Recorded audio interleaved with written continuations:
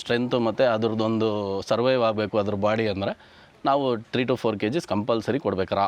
ನೀರು ಹಾಕಿರೋದಲ್ಲ, ಈ 5 ಐಟಮ್ಸು ಎಷ್ಟೆಷ್ಟು ಕೆ ಜಿ ಇರುತ್ತೆ? ಯಾವ್ಯಾವ ಸರ್? ಈಗ ಪ್ರೆಸೆಂಟ್ ನಮ್ಮಲ್ಲಿರೋದು ಕಡಲೆಕಾಳು, ಹೆಸರು ಕಾಳು, ಗೋಧಿ ನುಚ್ಚು, ಅದಾದಮೇಲೆ ಉರುಳಿ ನುಚ್ಚು, ರಾಗಿ, ಅದ್ರ ಜೊತೆಗೆ ಜೋಳದ ನುಚ್ಚು, ಇದ್ರ ಜೊತೆಗೆ ಮಿನರಲ್ ಮಿಕ್ಸರು, ಬೆಲ್ಲ, ಉಪ್ಪು, ಇದು ಒಂದು ಮಿಕ್ಸಡ್ ರೇಷ್ಯೂ ಮಾಡಿದ್ದೀವಿ.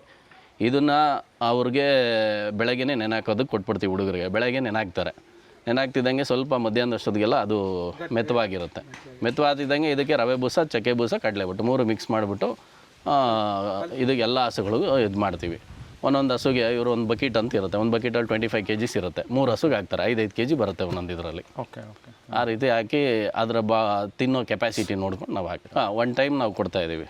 ಎಲ್ಲರೂ ಸಾಮಾನ್ಯವಾಗಿ ಬೆಳಗ್ಗೆ 1 kg, ಸಂಜೆ 1 kg ಹಾಲು ಕರಿಯೋ ಟೈಮಿಗೆ ಕೊಡ್ತಾರೆ. ಬಟ್ ನಮ್ದು ಹಂಗಲ್ಲ, ಟೈಮ್ ಮಿಕ್ಸಡ್ ರೇಷಿಯೋ ಅಂತ ಒಂದೇ ಟೈಮಿಗೆ ಮಾಡಿದ್ದೀವಿ. ಅದು ತಿಂದು ಮೆಲ್ಕೊಡಿಯೋದಕ್ಕೆ ಸಮಯ ತುಂಬ ಬೇಕಲ್ಲವ್ರ, ಆದ್ದರಿಂದ ಆರಾಮಾಗಿ ಓಡಾಡ್ಕೊಂಡು ಮೆಲ್ಕೊಡ್ಕೊಂಡು ನೆಮ್ಮದಿಯಾಗಿರ್ತವೆ ಊಟ ಮಾಡಿಬಿಟ್ಟು. ಆಮೇಲೆ ನಮಗೇನು ಹಾಲಿನ ಇಳುವರಿ ಏನು ಕಡಿಮೆ ಆಗಿಲ್ಲ ಸರ್. ಆ್ಯಸ್ ಇಟ್ ಈಸ್ ಅವತ್ತಿಂದ ಏನಿದೆಯೋ ಅದೇ ಇದೆ, ಇದು ಚೇಂಜ್ ಏನಿಲ್ಲ. ಈಗ ಇದು ಮಿಕ್ಸ್ ಮಾಡಿ ಮೊನ್ನೆ ಹೊಸದಾಗಿ ಒಂದು 3-4 months ಆಯಿತು ಇದು ಸ್ಟಾರ್ಟ್ ಮಾಡಿ.